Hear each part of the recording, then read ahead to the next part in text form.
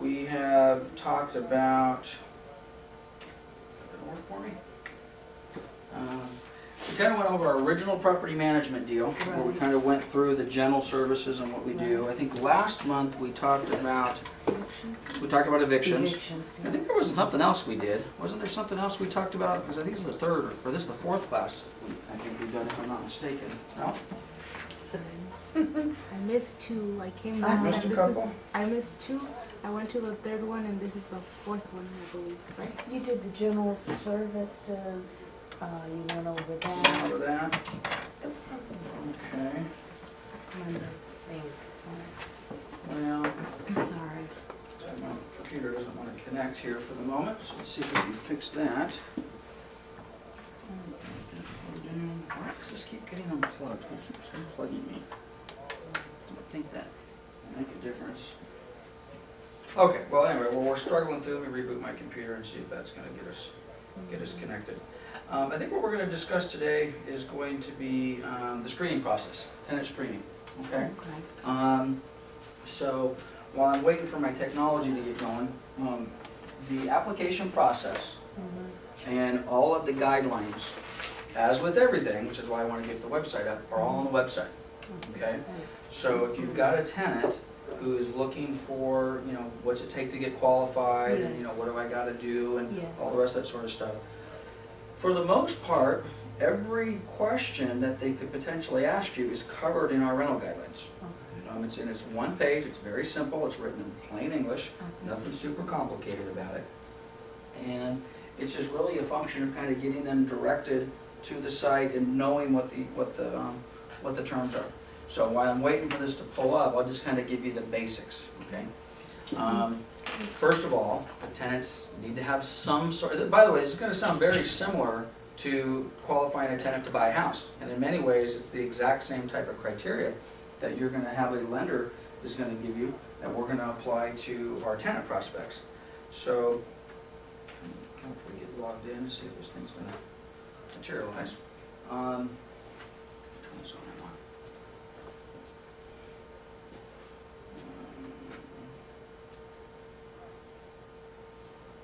There we go. Ta-da. So, and there, it's going to be very similar. You have a lot of similarities between getting a buyer pre-qualified to buy a house and getting a tenant qualified to rent our house. Now, So, what about a person that's going through the short sale thing or whatever, and they want to go out and go rent, and their credit and well, it's right now. Again, we're in a much different marketplace. right. We are renting properties to former homeowners Right. who have recently gone through a foreclosure Yeah. and or short sale. Yeah. But again, there is a certain amount of subjectivity to this, and this is where quite honestly, the property management side can be a little challenging because the rules, number one, we've got to be fair. We have to make sure if you had a foreclosure and you had a foreclosure, and we rented to you and we didn't rent to you, Right. there has to be other circumstances other than the foreclosure. Because we can't say, sure, we just rented you one and we didn't rent to you one, because then we have all sorts of discriminatory issues that we've got to deal with. So it has to be more than just the foreclosure. Having said that, we are renting to people that have foreclosures. And we are renting to people that have recent short sales. But one thing to keep in mind whenever we make these type of blanket statements, one of the things that we've talked about with in the prior classes is our individual homeowners ultimately have the final say. So in other words, you're an owner and you're an owner. You and I talk. Martha, you're fine. You say, I'm okay. I'm going to go ahead and I'll rent to somebody who's had a foreclosure or whatever it happens to be, as long as they still have a job and they have income and they have other issues, and they just kind of got caught up in this real estate market. Okay, so you've already given me a green light on that. You, for whatever reason, have said, I do not want to rent to anybody who has had a foreclosure. As long as you consistently have that policy for your specific property that you own, we will follow that policy. Okay. So and again, it's a little different, but it's basically the same. You will rent to somebody who has pets. You will not. Okay? So you as the individual owner have maybe have a little bit different criteria. our internal criteria, if you tell me I will never rent to anybody who has had a foreclosure on the record, I probably would say you might want to reconsider that. Okay, because number one, that's a large pool of our tenants right now have got maybe a ding on their credit or a foreclosure or even a short sale. And I would say in the same way, sometimes you'll have owners that say, I don't want to rent to any Section 8 tenants. Like, that's just as bad a policy as the owner that says, I only want to rent to Section 8 tenants. Okay, well, renting to Section 8 tenants shouldn't be a blanket statement. I will rent to Section 8 tenants assuming certain criteria are met. Okay, I will rent to somebody who's had a recent foreclosure or a short sale as long as certain criteria are met. The pets thing, for example, I feel the same way about pets. A blanket statement that I will never rent to anybody who has a pet, I don't know, I think it's kind of silly. But sometimes homeowners have had bad experience with prior tenants who have had pets, will never do it again. Sometimes homeowners who have had bad experience with prior Section 8 tenants, and they'll never do it again, so they get kind of set in their ways. So, but as long as they're consistent, and as long as we as a management company are consistently applying that individual owner's wishes, assuming their wishes are not inconsistent with the law. I mean, if their wishes are discriminatory, then we can't do that. We just tell them point blank, we can't do that. So, okay, now I'm on our website, and I've gone, let me jump back a little bit. If you go to the home page, and again, I want to make these buttons a little bit larger, but where you're going to find all the information on property management is under the property management tab. Okay, and again, I want to tell Brian to punch these up a little bit, and I keep forgetting. If you hover the mouse over the property management tab, so far we've spent most of our information on the owner information tab. We're now going to jump over to the tenant information tab. Now keep in mind, it's important to know what the guidelines are and how we deal with the tenants, not because you guys are going to be working with tenants necessarily, but because the owners are going to have questions as it relates to tenant screening. So if you're trying to sign up a new property owner for our services, you need to have a general idea of what the guidelines are and how we qualify the tenants.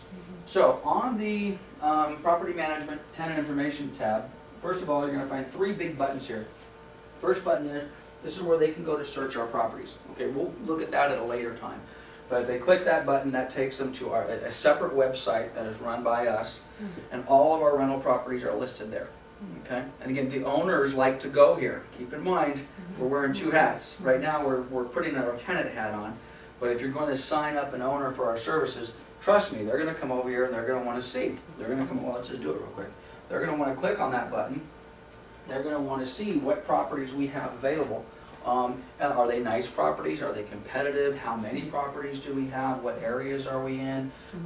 How does their property stack up with maybe another property that they see on the list?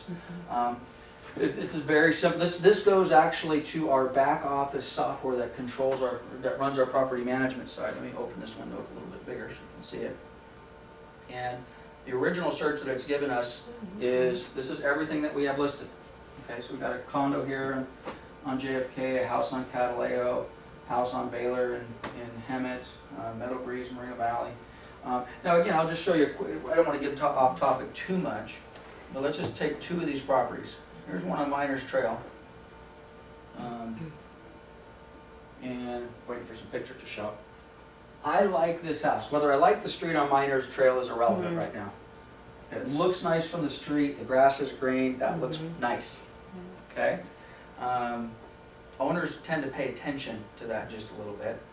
Now I'm just going to grab this one, just for no other reason. I just noticed right off the bat, this could look nice, but we got a problem with the yard and we probably need to get these bushes and trees trimmed back. It's important.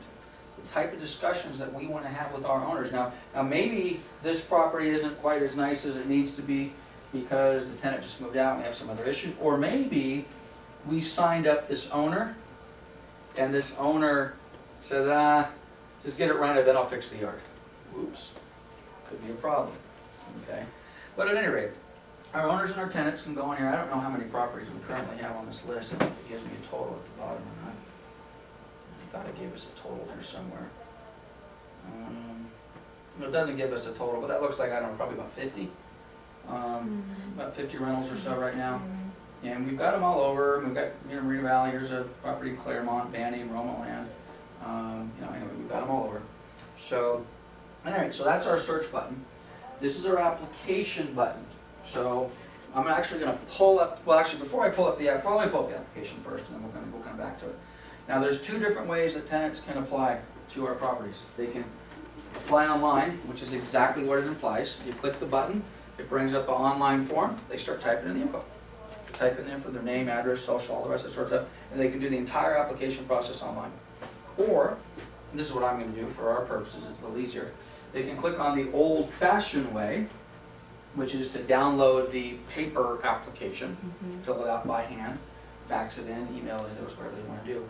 Now you'll notice, right off the bat, we use the California Association of Realtors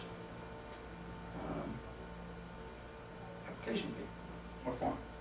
Okay, now this is really difficult to see, but this is basically their application that they're going to fill out to rent one of our properties. It's very simple, only 2 pages long. The first page, let me make it a little bigger so you can see it.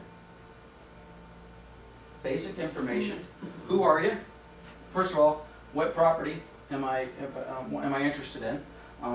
Am I a tenant? Am I a tenant with co-tenants? Am I a grantor or a co-signer? Generally speaking, we do not accept co-signers. Okay, generally speaking. We want the occupants of the property to be the renter. You know, we don't want mom and dad signing for the college student, for example. College student would be an occupant, not a signer, you know, or even a co-signer. We want the people living in the property to qualify.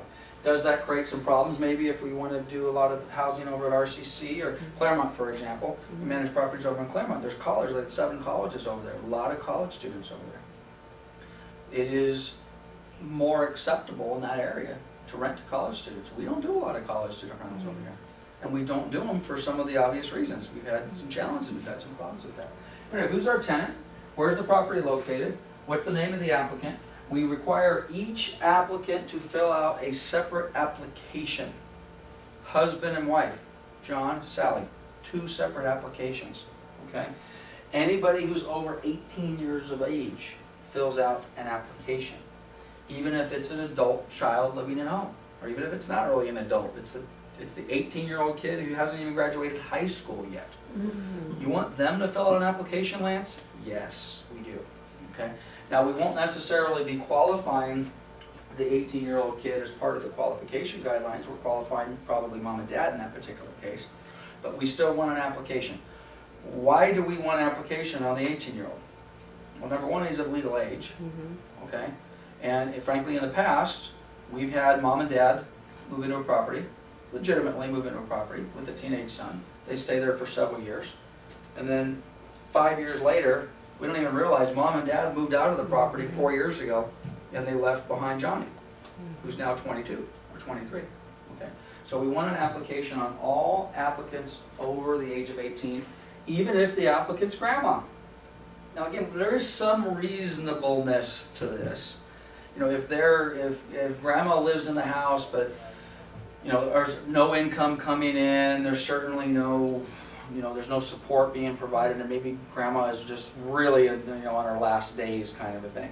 Okay, we got to use common sense when it comes to that. We're not going to force a 95-year-old grandmother to fill out an application, but we certainly do want to know who's there.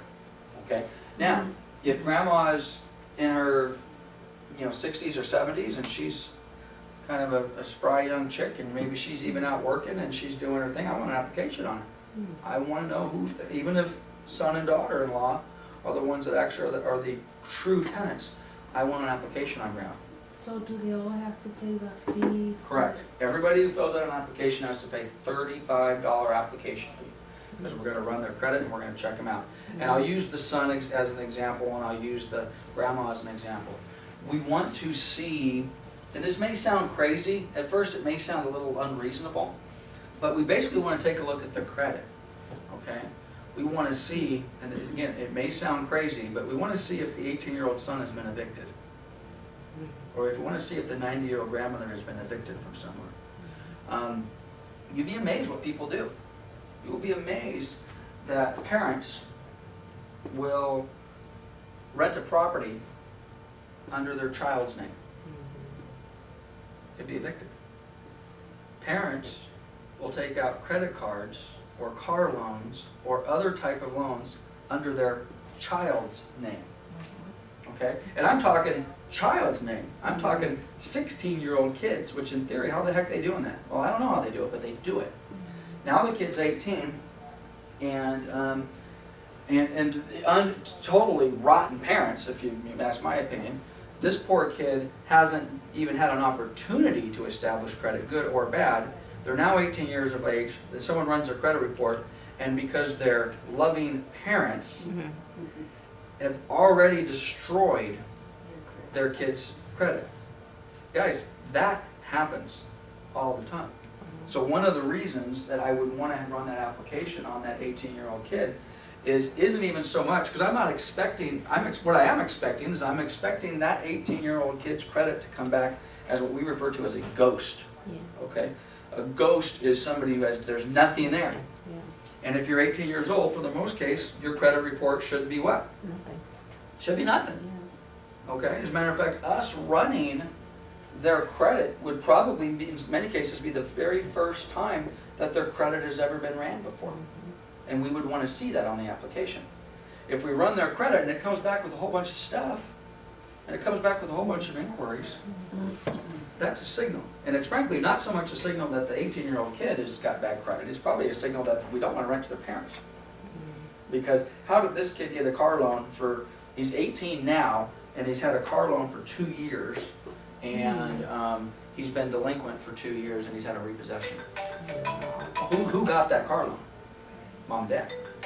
Mom and Dad got it. So, anyhow. So, everybody gets an application. And again, the same thing with grandma. We want to see if grandma's been evicted.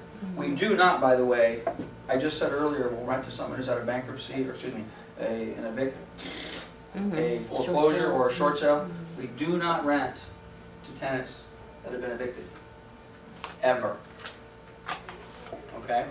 If you've had a bankruptcy, we'll work with you on a bankruptcy. Bankruptcy's a couple years old, maybe it's only even 6 months old. Kind of like with the foreclosure and the short sale, we're going to take a look at the whole package. Take a look at the whole package of that tenant. Some people, and again, some owners say, I don't want to rent to anybody who's had a bankruptcy. I would take a different approach to that. I would say, wait a minute, let's take a look at what's going on here. Okay? They've recently had some challenges, an income loss, a health issue, a divorce or something like that. But let's take a look at everything else. I'm talking bankruptcy right now. Let's take a look. They do have a decent job. Okay? And oh, look at this. They just lost their house to foreclosure. Couldn't afford it. And they got over their head on this, that, and the other thing. But they've got a good job. Now their bills used to be this, and now their bills are that. You take a look at the rest of the package and you say, in some cases, a tenant who has filed bankruptcy may actually be an ideal tenant. Because once you file bankruptcy, the first thing you, in theory, would want to do is you want to try to reestablish. And you should be, and I would think in many cases, not that people don't file bankruptcy more than once, but it's a lot harder to do. But in many cases, those tenant prospects are trying to reestablish. And they want to make sure the rent's paid on time, and now they've got their bills down. So, we do rent to people who have had bankruptcies, and sometimes recent bankruptcies. But again, that's a discussion that we have to have with the owner. So at any rate, they're going to fill out all their information. We need everything. We need their name, full name, middle names. We need their date of birth. We need that, obviously, because when we're on the credit report, we've got to make sure Sally Smith is born on that date. That's what we're looking for. We need their social, driver's license number, state, phone numbers, emails, and all names of people, proposed occupants. We want to know who's living in the house. Okay? So if this is just, John Smith, and I got all my information in here, well, who's going to live in the house? Well, my wife's going to live in the house, and Johnny who's 10, and Sally who's 12, and Mary who's 8 months old. We want all of that, and Grandma, who's 94 years old. So we want to sit back and make sure we've got applications on everybody. We want to know what kind of car they drive. Not so much that we can, oh, I skipped one. And pets. You're going to have a pet. What are you going to have? Dog, cat, fish. Is it a service animal? Can we say no service animals? No, we can't. if they've got a service dog, I don't care who didn't want the dogs? Martha, well, you didn't want the dogs. Okay, I don't care, Norm, I don't care if you don't want dogs. This is a service dog. You're gonna put a dog in that property, assuming everything else for this tenant qualifies, that dog's going in. What kind of car do we drive? We wanna know. We're basically looking for a couple reasons. We wanna see, does that car show up as something on the credit report? Is it cash? We don't really care if it's a brand new car or an old car. Just, wanna see what you got. Case of emergency, who do we contact? We contact Sally Smith, there's your address. Does the applicant or propose used to use, this, I always said this is so outdated, this application. Do you propose or plan to use liquid-filled furniture? What is liquid-filled furniture? A water It's bed. a water bed, Yeah. okay? I don't even know they made water beds anymore. They do? Do they? It's been 22 years since I slept on a water bed. But at any rate, now why do we want to know that? Okay, there's a leak. Water damage. Water damage, insurance purposes, we may say no water beds. If they All have- the bedrooms are upstairs, the water leaks, um, it goes downstairs, it destroys it, it's, owners may say no water beds. Would renter's insurance cover that? It would, and we're gonna get to that in a little bit. Okay, But well, it potentially would. I made a blanket statement like it Okay. always does, but it Okay. certainly could okay, cover that. okay. It's kind of funny, I don't know that I don't know anybody has clicked check the waterbed yes box in quite a long time. Okay. Has the applicant ever been party to an unlawful detainer action or bankruptcy within the last 7 years? Unlawful detainer is an eviction, a bankruptcy audit. Now again, this is another thing that's important. I said for a moment that under certain circumstances, we will rent to somebody with the bankruptcy, but we will not rent to somebody who's had an unlawful detainer. Well, let's suppose in this particular case, they checked no, the no box, had never been subject to an eviction or a bankruptcy. Then we run the credit, and we see that they had a bankruptcy. For the most part, we will automatically deny them, because they lied on the application, okay? If they had checked the box yes, and said, yes, I had a bankruptcy 6 years ago, and we run the credit report, and sure enough, there it is, it's certainly possible that we would have approved them, okay? But because they lied on the application, generally speaking, our rule is, you lie on the application, you're out. So we're going to want to know if they've had or if they've had a bankruptcy. Has the applicant or any proposed document ever been convicted or pleaded no contest to a felony? Never been convicted of a felony, okay? 99% of the times, the answer to that is no. We do get the occasional yes, and we want to know, okay, well, what is it? What'd you do? Did you rob a bank? What'd you do? Now again, that's something, well again, let's put this in context. This is where this gets really fuzzy, okay? And approving these applicants can be very subjective. Let's suppose they said yes, and what did you do? I robbed a bank. Current job history is impeccable. Their credit is impeccable. Their prior tenant's reference is perfect. Everything is perfect, but they're a felon. So now I get to call Martha. This tenant's perfect. Got one little problem. They're a prior felon. What do you want to do? Do you believe in second chances?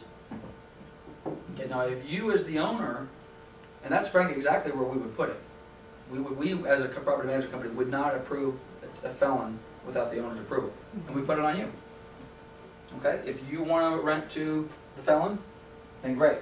Then we will rent to the felon. If you don't, then we'll call Mr. Felon up and say, boy, we're very sorry. Your application looks really good, however, the owner of this particular property is not interested in renting to felons. But I'll tell you what, everything else on your application looks great. Let me see if one of my other owners might be interested in renting to a felon. Because in other words, kind of what I'm saying is, I like him as an applicant, but we don't like that. Now, if they lie and say no, and then it pops up that they were a registered sex offender or something like that, that's automatic. Okay, and let's deal with the registered sex offender deal. You have a tenant who applies and says, yes, I'm a registered sex offender. Okay, believe it or not, this is getting to become scary territory.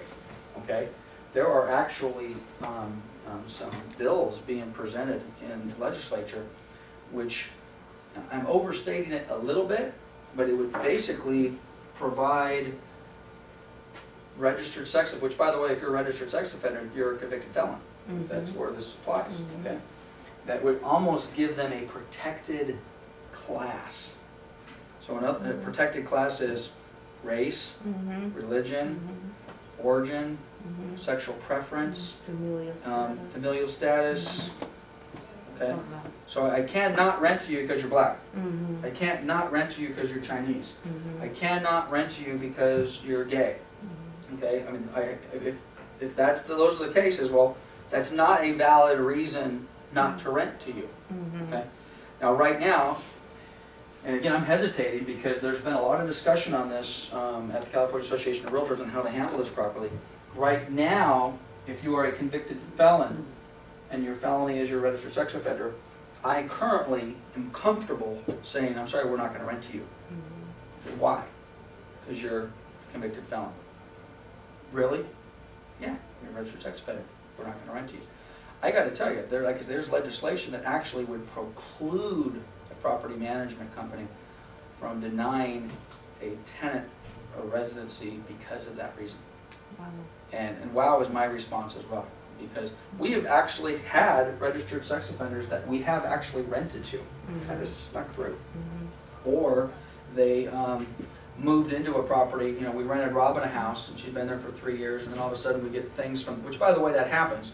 If you do rent, if we ultimately end up renting to somebody who is not necessarily a felon necessarily, but a registered sex offender, people are very sensitive to that. Got people in neighborhoods that are searching them. I don't know which one is worse. Well, I don't know. It depends on the crime, I suppose. But you'll have people going to the Megan's Law website all the time. I won't go there now, but you know, we go to the Megan's Law website, search their neighborhood, and they'll do it once a month. Or maybe they see somebody new move into the property, and then they search it, and then all of a sudden we start getting phone calls. We start getting letters as the property management company says, "Hey, you guys, you Coldwell Banker Pioneer Real Estate, you just rented the house across the street from me to John Smith, registered sex offender, and here's his crimes." Oh, wow. Okay? Happens all the time. And then we get to call and say, well, wait a minute, I call Robin up and say, Robin, who's John Smith? Oh yeah, he wasn't on the application, was never approved. Robin said, he's my brother. You know, he just got out of jail, whatever, needed a place to stay, he moved in. No. Got to get rid of them. So at any rate, there's a lot of nuances to that, and as it relates to, again, we've been very, very, I can say this in all honesty, we've been very fortunate in that we have never had an applicant come to us and say, yes, I'm a felon and a registered sex offender. The day that happens, I got to tell you, I'm going to probably call the CAR legal hotline just to make sure something hasn't recently changed, because I'd be very uncomfortable with it. Yeah, because I'm wondering, you're saying they're going to pass it, you can't just discriminate against them for that? Right. But isn't there a rule that if they're a registered sex offender, they cannot be within a certain distance of a park or schools? So you can or would we be responsible Well, to in figure out? theory, yeah, but that's really not how it ends up working, because let me tell you the ones that we have experienced, they've never applied. So I've never been faced with that, ooh, geez, if I deny, am I gonna get in trouble? Okay. But the example I just gave, where they were a family member and they ultimately, after the fact, moved into one of our rentals, that's happened at least 10 times that I'm aware of, at least 10 times. And how do we find out about it? We find out about it from the neighbors. Yeah. You know, neighbors. You know, and normally those neighbors get together. We don't hear about it from one neighbor. We hear about it from 15 of the neighbors. Okay.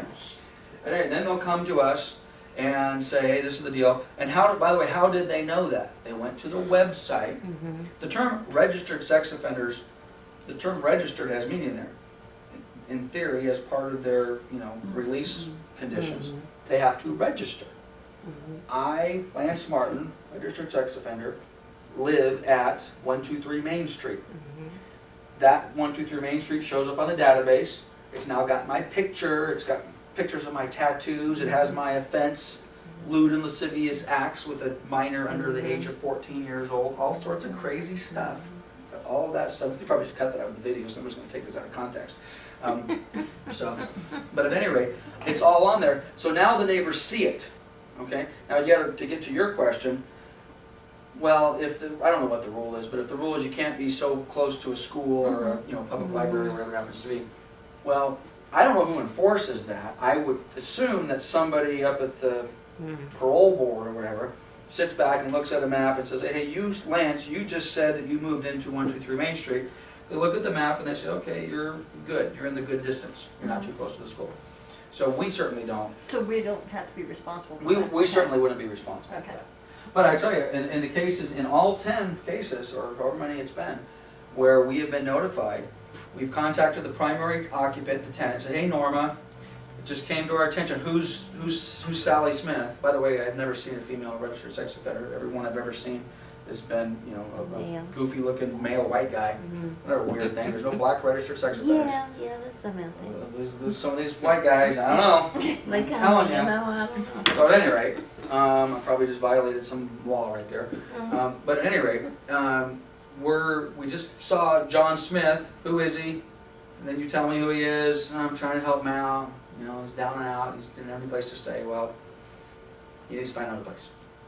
And unfortunately, let's suppose you're a great tenant. And by the way, pretty much every time to my recollection where we've had this situation come up, the tenant that's actually the primary tenant in the property has been a good tenant.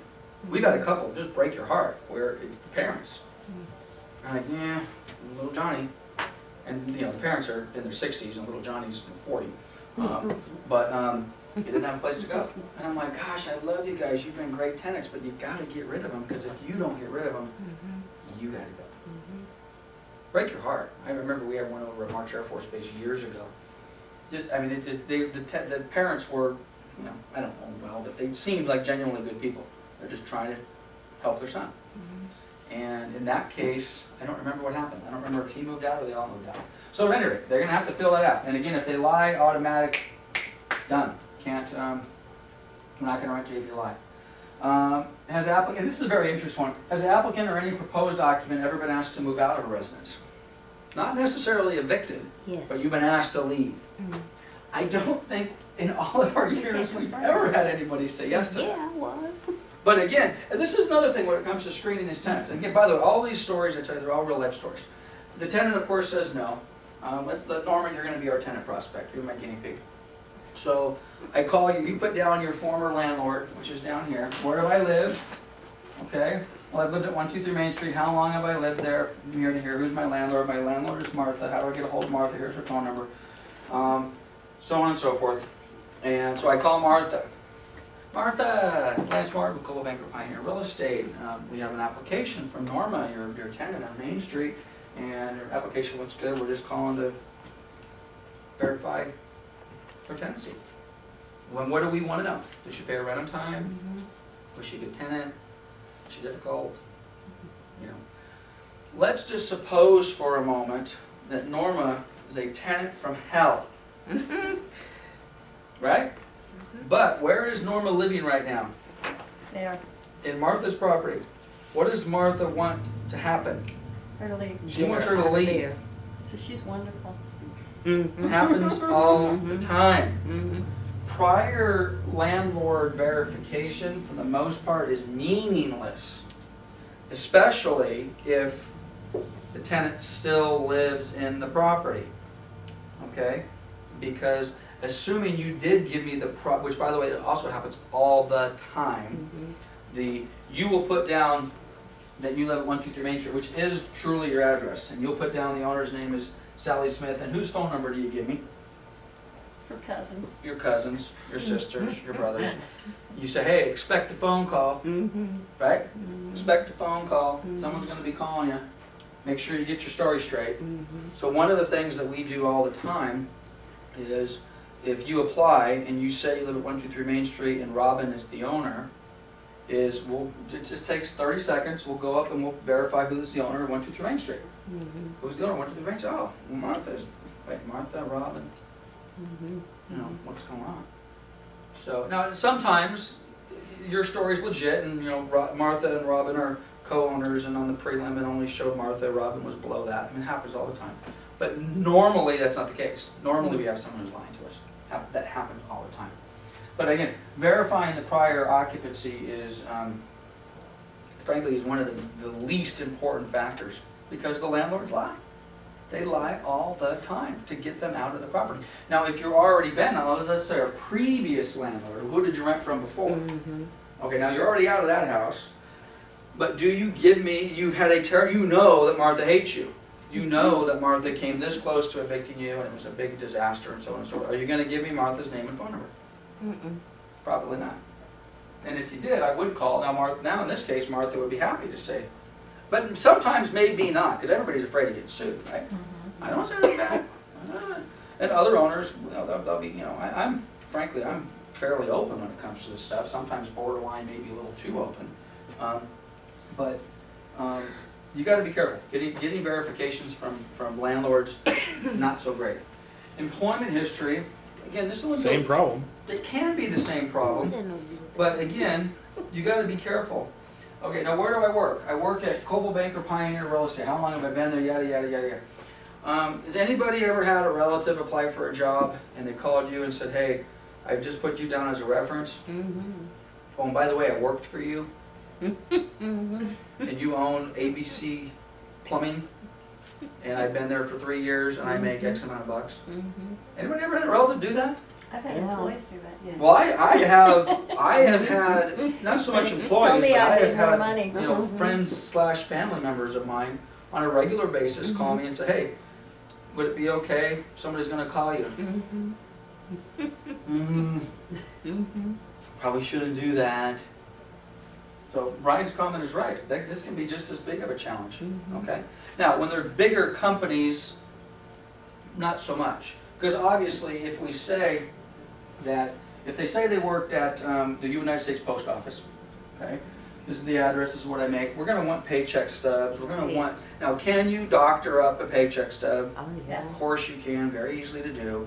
But if they're working for larger, for lack of a better word, legitimate companies, a little bit more difficult for the tenant to do that. Not that they couldn't change their income, but when you call the U.S. Postal Service, you're probably going to talk to someone in HR, and you're going to get the proper verification. Most big companies, as a matter of policy, will only verify that they worked there, and B, if they're eligible for rehire, nothing else. True. And frankly, most of them won't talk to you over the telephone. Right. There's a couple of the forms we're going to show where we actually want written verification from the employer. And frankly, that didn't really come from us. That came from the employers. A lot of the employers said, I'm not going to talk to you. I don't know who you are.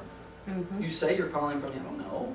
So we basically send an employment verification that's been signed by, similar to a mortgage verification, or landlord, like the tenant, a buyer is applying to get a mortgage. One of the things that the new lender will do is say, I want a verification of rent, which is done in writing, and a verification of employment, which is done in writing, and a verification of funds, which is done in writing. The buyer signed and says, you're my former landlord. You're authorized to release my information to Wells Fargo.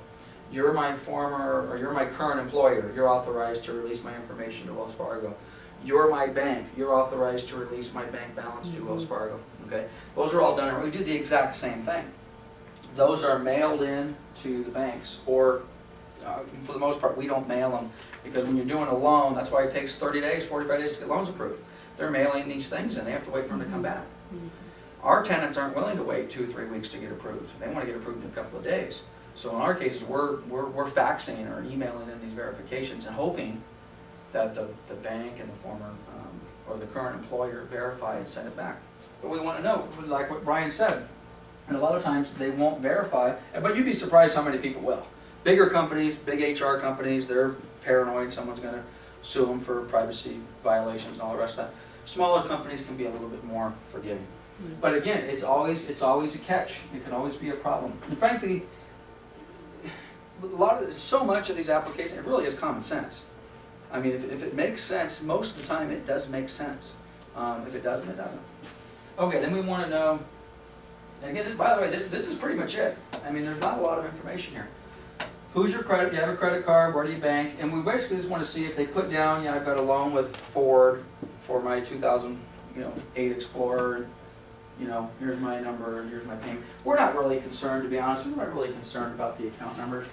People get hesitant, get a little leery about that. We just want to see, does that match up with what your credit report says? Why does your credit report say you have 5 cars? Okay, or why does your credit report say you have no cars? No, so we're gonna take a look at that. Personal references, do they mean anything? Junk? Mean nothing. Who are you gonna put down on your application that's gonna say something bad about you? Okay. In theory, and the same thing with relatives, in theory, one of the main reasons we wanna put this down, assuming we get any good information, is if after the fact we're looking for you. Now someone will, surely once you wanna pull one over on me, you'll put down your sister and you'll put down a phone number and an address, but you call your sister, hey, make sure you say nice things about it. We're not even gonna call your sister. No, we generally don't spend a lot of time verifying this because we get bad information. It's a skip thing. But now you've skipped out on us. We just evicted you. We can't find you. Or something's happened. We'll definitely go back to this and we'll call your sister. Say, hey Sally, this is Lance, Coldwell Banker Pioneer. We're looking for your sister. Can you help us out? You know. Now depending upon the nature of the call, we may not necessarily handle it that way. Maybe you've skipped out on us. Maybe you skipped out on your sister's loan too. Yeah. So, but at any rate, that's really what we're looking for, and that's really the end of the application. And that's pretty much it. They sign here. Here's our application fees. So I mean, we just spent 30 minutes going over this, but let's just really summarize it in 10 seconds. Who are you? Have you ever been convicted of anything? Have you ever been evicted? Where have you lived? Where do you work? That's about it. Not a whole heck of a lot there. Pretty straightforward. So, now that we've looked at the actual app, by the way, there's a couple videos on here. Tiffany's on here talking about something, and actually Christina, who's here, she doesn't work here anymore, but she's kind of introducing her to the world. Down here, this is the guidelines. This is kind of what we talked about in the beginning of the meeting. These are the questions you'll get from tenants, and these are the questions that you're going to need to know when talking to a landlord, because they're going to want to know this. Okay, let me scroll back up and see what our qualification guidelines. All applicants must complete the entire application. If you don't submit the prior landlord, we don't process it. If you don't submit the employment, we don't process it. Okay, we're not gonna do it in piecemeal. They got to submit it to us prior to Coldwell Banker Pioneer Real Estate processing the application, including all phone numbers. I just said we don't really look at the account numbers, but it says we want them. Prior landlord contact information. Please inform prior landlords and employees that your office will be contacting them to verify information authorized. Applications with prior evictions or judgments will not be acceptable. Okay. You've been evicted, we're done with you. Now, we've thrown judgments in here. For the most part, I think people are looking at and seeing, they're thinking eviction judgments hand in hand. But judgment is actually a completely separate deal. Do we accept tenants who have had judgments? Yeah. But it depends on what we're looking at. I have a judgment against me. I've been sued in small claims court dozens of times on property management related stuff. I'm sad to report, recently, and it's probably, I can count the number of times I've lost on 2 or 3 fingers, but recently I lost a small claims judgment in small claims. They sued me personally, which they shouldn't. That's a whole other story. So I paid that off, but frankly I need to run my credit to see whether or not that tenant ever went and filed that judgment against me. I got a judgment, $1,200. Sucks. Affects my credit. In this particular case, I'm an unacceptable tenant. So there is a little bit of a variance as it relates to judgments. Now, if you're filled with judgments all over the place, the example I've used previously, you run a credit report and... That's just active judgments. Unsatisfied judgments. Well, not necessarily. I mean, we've got, again, it really depends on what we're talking. Keep in mind, an eviction is a judgment. Yeah. Okay? There is a judgment for possession. Okay, you are been evicted from that property. You have been adjudicated. You are judged to be evicted. So, but we get judged. These are the ones that drive me crazy all the time. And these will be mostly show up on the collection accounts. A little different deal than a judgment. Judgment means we've gone to court and all the rest of that. But I've seen credit applications with judgments for silly small amounts. $200 for an unpaid phone bill. You know who will go after you if you bounce a check on them? is the Pizza Hut delivery people. You bounce a check for $45 for the buffalo wings and 2 large pizzas. It'll ruin your life. They're hardcore. I Wow. cannot tell you how many credit reports I have seen. And at first, I mean, I've been looking at these for 20 years. I'm like, what the heck is that? Pizza Hut for $48? Wow. You know? Well, the delivery, they bounced a check on the delivery guy. We don't rent to those people. And frankly, we also don't rent to people. If you have collection accounts from AT&T, Verizon, T-Mobile, and you basically go from one cell company to the next cell company, the next cell company, the next cell company, because you know they keep shutting you off, and you know, probably not going to rent to you. Probably not going to rent to you. If you can't pay your cell phone bill, we're probably not going to deal with that. Okay. Applicants currently in eviction will not be accepted. Believe it or not, we do have people that come to us periodically that are currently in eviction, and they want to apply on us. This is another thing that gets back to your presentation. When you're presenting to a landlord, and maybe they've been a for rent by owner for a little while, and we're advertising in our normal fashion, and they're doing their for rent by owner in the newspaper and Craigslist and all the rest of that. Where do the bad tenants go? They go to the for rent by owner. Because they know if they come to a professional property management company, we're going to run their credit. They can't come to us. They can't come to ABC professional property management companies. We're going to check all that out. This drives me crazy. I'll have owners. Maybe we've got your property. It's vacant. You're on our service, and we're trying to get you rented. 30 days go by, and for whatever reason, we haven't been able to get your property rented. There's something that's probably priced too much, right? So an owner, you say, well, I'm going to go run my own ad. So you run an ad in the paper, and then you run it on Friday, and you call me Monday morning. Lance, your property management company must not be doing something right because I just ran an ad in the newspaper, and I had 45 people call me, and boy, do they sound good. That's great. Right. And I said, well, I can guarantee you they won't call me because there's probably, not in every case, I mean some of them obviously are going to be good tenants. But where do the poor tenants go? They go to the for rent by owners because this for rent by owners can be easily bamboozled. You wash your car that day, you put on a nice clean shirt, and you go in there with a load of cash first month and last month, and then you pay your rent and you move in and then you don't pay. Okay, so here's our guidelines. Oh, and also applicants' gross income must be 2.5 times the amount of the rent. If I have a $1,000 a month rental, the applicant has to make at least $2,500. We actually lowered that probably about a year ago. We used to have it 3 times. In order to qualify for a $1,000 a month rental, you had to make $3,000. We've kicked that down a little bit to $2,500. And I've heard that some property management people, they want everyone in the house over 18 years old to earn that too. Qualify Yes.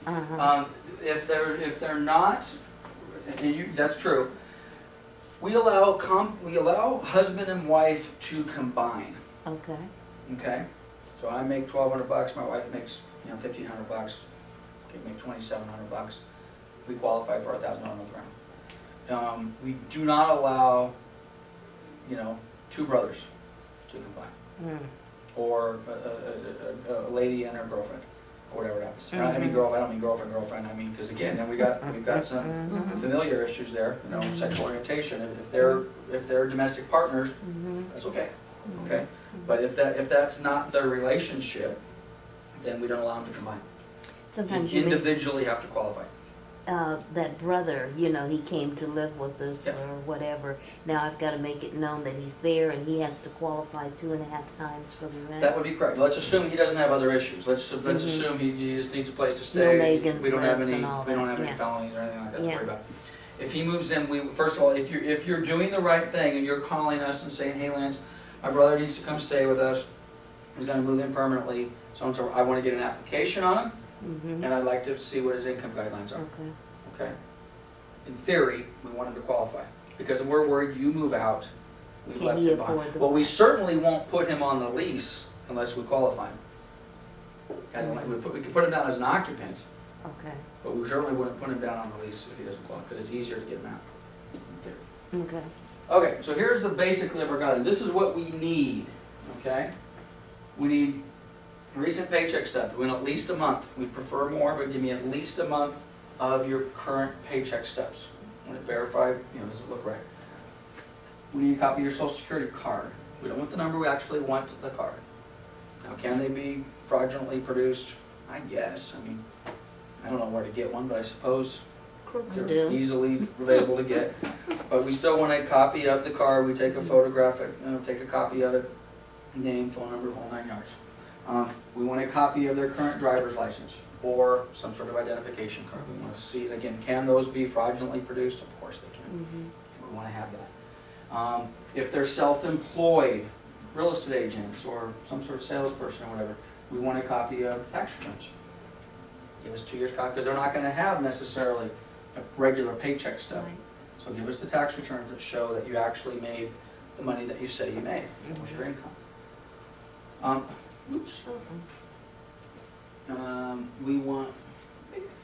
We want additional information documents may be requested to clarify certain things. Depending upon what you give us, we may need some additional stuff. If you filed bankruptcy in the last 7 years, we want a copy of the bankruptcy papers. We want to just make sure that that you did get everything discharged. By the way, the bankruptcies, of course, show up on the credit report, so that's where we're going to see them. Each adult applicant is required to pay a non-refundable credit report processing fee of $35. Again, adult defined as anybody over 18. This fee applies to spouses, adult children, and or roommates. Anybody who's applying that's over 18 has to fill out the application and the credit report. All roommate applicants must be able to meet the kind of gets to what you were saying, must be able to meet the qualification guidelines individually. Married couples may combine. Pioneer Real Estate does not accept cash or personal check. All payments for the credit processing and future rents must be paid by cashier's check or money order only, or via our online payment system. We don't accept cash for some obvious reasons. We manage hundreds of properties. It's the first of the month. Tenants the average rent is 11, 12. We have $2,000 a month rentals. We have 100 tenants coming in, paying cash in their rent. We'll have more money than Wells Fargo in our lobby. We could have a couple $100,000 in cash in our lobby if we accept the cash. We don't accept cash. We don't accept personal checks for the obvious reasons. Personal checks tend to bounce on occasion, so we don't want that. So we only accept cashier's check or money order, or frankly what we're trying to get most of our tenants to do right now is to pay on the online system. You pay online, you set it up, just like anything else. It pays your bill automatically on the first of the month or whatever day you want it to be paid. Which, by the way, that's pretty much it on our guidelines. This is what we need, okay? Not that much. Okay, you're going to give us this information along with your application. Once you're accepted, all of our properties are leased for a year. Security deposits are normally 1 month's rent plus $200. Okay, so if we have a $1,000 a month rental, the deposit would be $1,200. If we have a $2,000 a month rental, the deposit would be $2,200. Okay. If the property owner accepts pets, there's a $250 pet deposit fee per pet. Okay. By the way, it's a good idea that they're honest on their application up front. Do they have pets and how many? We get this all the time. They lie about the pets. We don't deal with them. They get them approved, and at the very end, they show up. Oh, we forgot to tell you about Fido. Ugh. Now, let me go back and see if the owner will accept Fido. Oh, and then by the way, how many Fidos you got? Well, I got 3 of them. Well, I need another $750. $250 per pet. Is there a monthly for the pet? No, no monthly. Okay. No monthly. I've always kind of had a problem with this one, but it is what it is. We don't accept pit bulls. We don't accept Rottweilers. And to be honest with you, whether you love pit bulls and Rottweilers really has nothing to do with it. This is insurance purposes. Most insurance policies have some sort of an exclusion for quote-unquote vicious dogs. And we can debate whether all pit bulls and all Rottweilers are vicious. I would say they're probably not. But at any rate, our insurance carrier says don't mess around with it. There is a minimum non-refundable holding deposit equal to 1 month's rent on any home for the applicant. So, you're now approved. Today is the 11th. You want to move in on the 15th or you want to move in on August 1st. I don't care what it is. it's a $1,500 a month rental, you will give us a cashier's check for $1,500 to hold that property. It doesn't matter whether I'm holding it for 3 days or 2 or 3 weeks, which, by the way, we don't normally hold properties off the market for more than a couple, 3 weeks max. So if you were approved today but you didn't want to move in until October, we're not going to hold that property for 2.5 months off the market. You're going to have to start paying that. Now, the deposit is non-refundable. 3 days later, you say, I don't want it anymore. You just lost $1,500. Well, that's not fair. You only held it off the market for 3 days. You're right, we only held it off the market for 3 days. But during that 3 days, the perfect tenant, other than you, called our office and said, hey, is 123 Main Street available? And we said, no. And we just let, no, what do you mean they perfect? Well, I can't say for sure that the perfect tenant called, but it's possible that the perfect tenant called while you tied us up and we lost it. Same type of thing with a real estate transaction. That's why we have liquidated damages and we have earnest money deposits. And it's not so much to argue as did the tenant, were they really damaged, they really lose $1,500? Well, you don't really know how much they lost, because maybe we lost a great buyer, we lost a great tenant.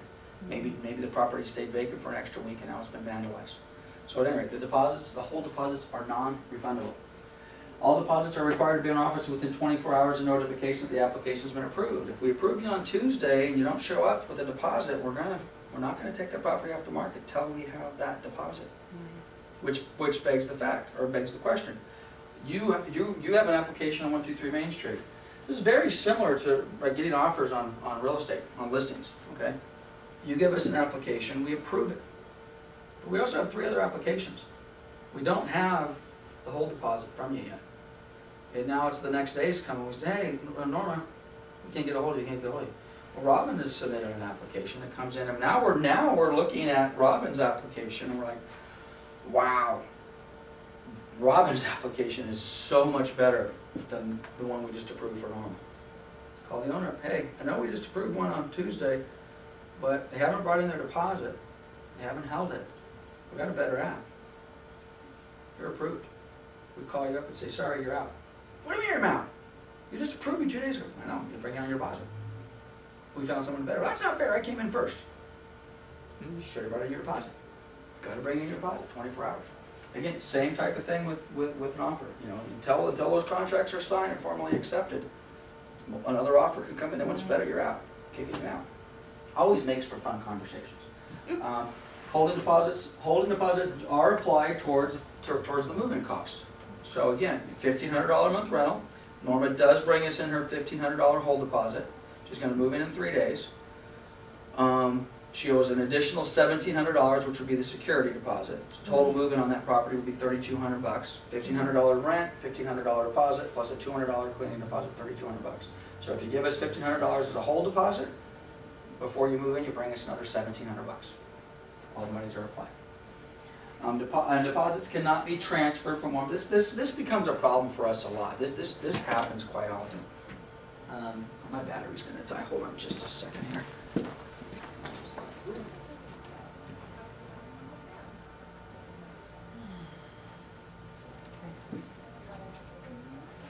Still going? I see what that means, because you held it for one person, and you walked in for another. Okay, so, this happens a lot with tenants trying to transfer deposits, and it's almost understandable, but it really creates some heartburn for us. Okay, let's pick on Norma. Norma has gone to our website, has searched our properties, and she goes here and she sees a list of 50 properties on Main Street, South Street, XYZ Street, and Norma picks one. She picks Firebrand. Oh, this is a perfect example. You get approved for Firebrand. Before you move in, you just happen to be cruising back. You're going to show your friends some pictures of Firebrand. So you go back to our website, you pull on and say, hey, this is the house I'm going to move into on Saturday. And then right below Firebrand, you see JFK for the same dollar amount. And you start looking at pictures of that, and you say, call the office, hey, I was just on your website and I saw this property on JFK, is it available? And they say, yes. And then you say, great, thanks. Can you transfer me over to Tiffany or Aubrey? And you say, hey, guess what? I don't want Firebrand anymore. I'm moving to JFK. I like it better. It's closer to my job, closer to school, $100 cheaper. Now, it almost kind of makes sense because they're on the website. These are all managed by us. They're all our properties, right? So what's the big deal? Well, they are all managed by us, but they are not our properties. This is owned by Sally Smith, and this is owned by John Jones. Two different owners. We now have an agreement and a contract with Sally Smith, not with John Jones. Now, is John Jones going to be happy that you just switched? Is Sally Smith? No. It's a problem. It's very different than a lot of tenants, especially if they come from an apartment building. If you go to an apartment building and you get an approved on an application and say, hey, we're going to put you in Unit 10, and then 3 days before you say, you know what, I see that Unit 15 is available. It's the same unit. Does the landlord care? No, They don't care. in there. It's their building, it's all one owner, we're going to move into 15, move into 11, I don't care. We do care. It creates a big problem. And I got to tell you, this happens more often than I'd like it to admit, and it's a problem. And frankly, I think we need to do a better job as a company to emphasize this line of the guidelines that in effect say you can't transfer your security deposit from property A to property B, or your hold deposit from property A to property B. And then lastly on here, it just talks about deposits have to be made, cashier's check or money order. Again, we do not take cash or personal check for hold deposits because they tend to bounce. Okay, a couple other things and we're almost done, and I'll open it up for questions. Now, we've got our guidelines, okay? So here it is. We've got renting with us, the process. Let's see what this is. Oh, this is our tenant package. You guys should, I'm not going to go through this, but you should put this, this should be part of your presentation to the owners. This is a 21-page PDF which basically goes through the whole process of running a property through this. What do we do? Rental agreement, who's the party, terms of your lease, how we do late fees, how you pay us, what your deposit's all about, condition of the property, where to park your cars, who takes care of the landscaping, who can live in the house, can you have dogs, what are the rules and regs, should you have insurance, renter's insurance, how's the maintenance working, what you're responsible for, can you repaint the house or put a room addition on, do we have addendums, who pays for the electricity, how do you get a hold of us in case of emergency, okay? So that again, this is something that you can provide to the owners of the property as part of your presentation. This is a thorough process, and again, you may be thinking, Lance, why do I need to know all of this tenant process? Because all I want to do is go sign up the owners. You're never going to have to do anything that I just described to you. But the owners will ask you.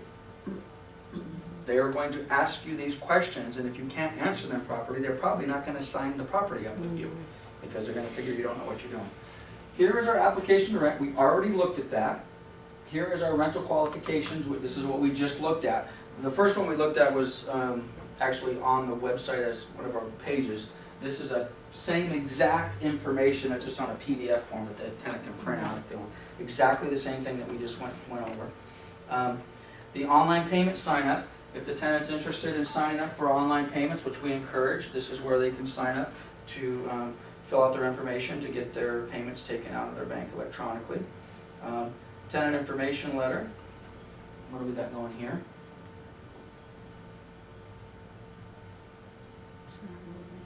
We got nothing going here. Let's try that one more time. Tenant information letter. Okay. Actually, no, we looked at this last time. This basically is an additional form. This describes to them how to do the online payment, which is the first form we just pulled up. Utility account information form. We give this to the tenants prior to them moving into our property. The tenants have to have the utilities turned on. And they have to have them turned on in their name. And they have to give us the account numbers. So before they move in, we want to know, hey, who did you're with SoCal Edison, and here's your account number, and Eastern Municipal, here's your account number, and SoCal Gas, here's your account number, and you've called the Waste Management, here's your account number. Why do we want to know that they've done that? Because we want to make sure they're paying for the utilities. Right, not a bill. Tenants move in, one of two things happens, both of them are bad. A tenant moves into a property, they have not turned on their utilities. If we've done our job, what happens? Utilities get shut off, because the utilities are on in the owner's name while the property is vacant. So then what happens, the tenant calls us up, they're upset.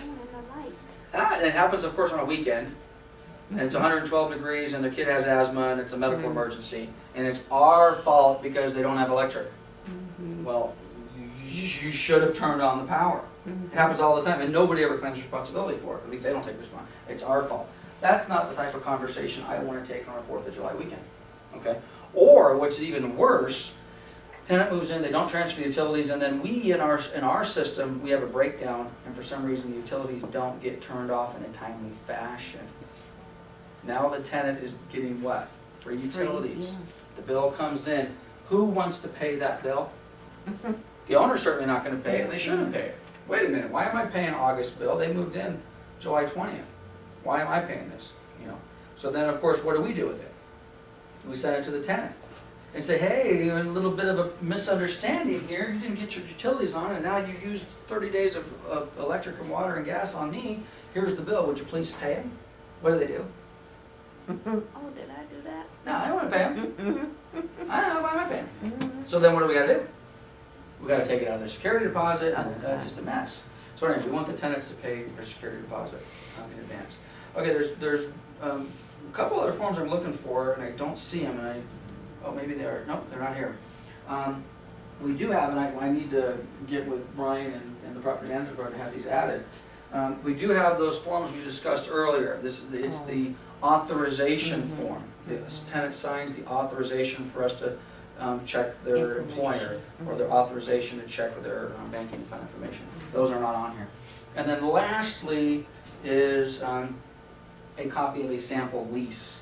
Okay. This is, yeah, I'm not going to go through it right now, but this is the lease that we would use for the tenant and when they sign. So we certainly encourage the tenant, and it's a CAR form, just like everything we use are all California Association of Realtors forms. This is the 6-page lease that we use to sign the form, or to sign the lease. So we encourage them, again, to put this in the context kind of a real estate deal. You guys are writing an offer on a Fannie Mae property, and what does Fannie Mae want you to do? They want you to take a look at their addendum, just in case your offer gets accepted. Download this addendum, take a look at it, have your buyer initial it, just so we know that they've seen it, okay?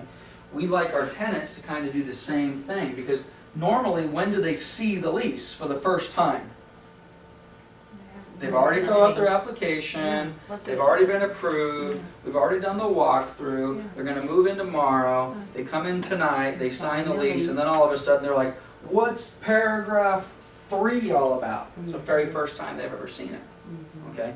So we really encourage them to, hey, go take a look at it, understand that, you know, we've talked about all of these things, but we might not have gone into complete depth. For example, where's insurance at?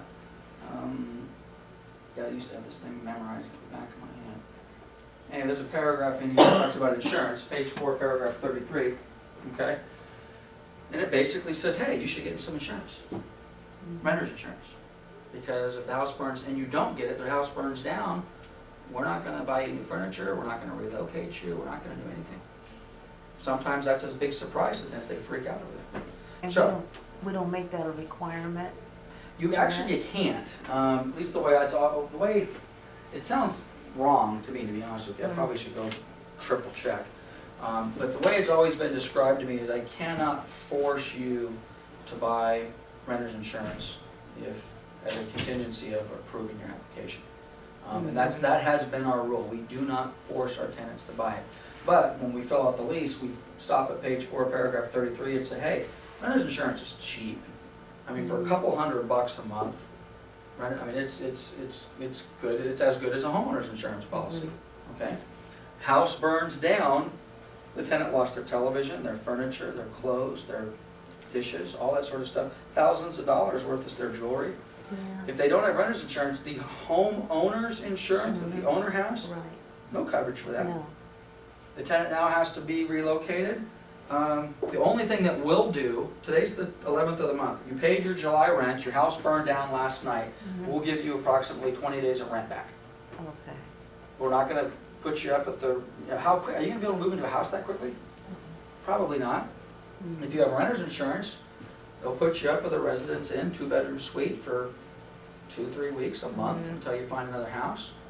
They'll cut you a check for all your lost clothes and jewelry and stuff. It's more expensive to live out of a hotel than it is out of your house. They normally will give you $150, $100 a day food allowance, because now you gotta eat at McDonald's as opposed to cooking your own food, or whatever happens to be. So, it's cheap. Yeah. Honestly, if I answered, I don't know the answer to be honest with you, but if I had to guess, I would say probably less than 10% of our current tenants have renter's insurance. Right. Okay, let's take a couple questions and then we gotta clear this room out.